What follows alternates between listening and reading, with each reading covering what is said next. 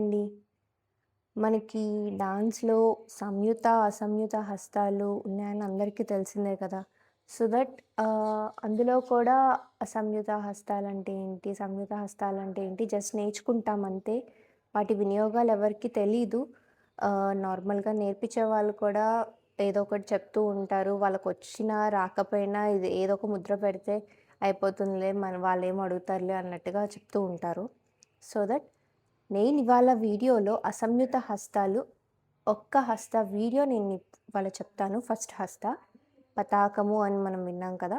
So that ఆ పతాకము హస్తాకి ఈరోజు నేను యూజెస్ చెప్తాను.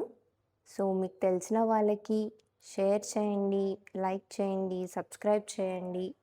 అలాగే మీరు నేర్చుకోండి. వేరే వాళ్ళకి కూడా నేర్పించడానికి ట్రై చేయండి. ఓకేనా? చూడండి ఫస్ట్. పతాకము అంటే ఫ్లాగ్. సో పతాకం యూజెస్ నాట్యారంభే. నాట్యారంభే అంటే డాన్స్ స్టార్ట్ చేసే ముందు. సో బిగినింగ్ ఆఫ్ డాన్స్ అంటాం. నాట్యారంభే.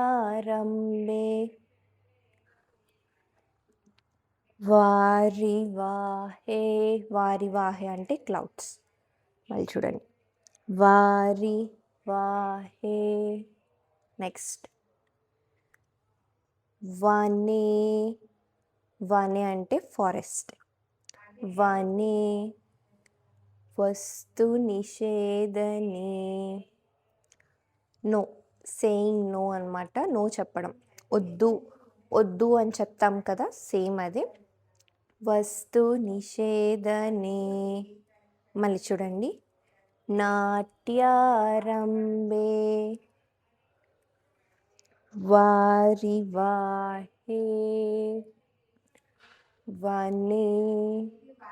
వస్తు నిషేధనే. తురంగే. ఖండనే. తురంగే అంటే హార్స్. తురంగే.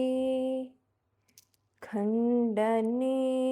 ఖండనే అంటే కట్ చేయడానికి, లేదంటే యుద్ధంలో ఎవరినైనా ఇట్లాగా చంపుతున్నట్టుగా చూపించడానికి, లేదంటే రాక్షసుని చంపేశారు అని చూపించడానికి కూడా ఇక్కడ పతాకం యూజ్ చేస్తాము. చూడండి. తురంగే. ఖండనే. వాయుర్. వాయుర్ అంటే విండ్. వాయుర్. శయనే. శయనే అంటే పడుకోవడానికి కూడా మనం పతాకమే యూజ్ చేస్తాము. ఓకే, ఇవి పతాక హస్త వినియోగాలు. సో దట్ కరెక్ట్గా నేర్చుకోండి.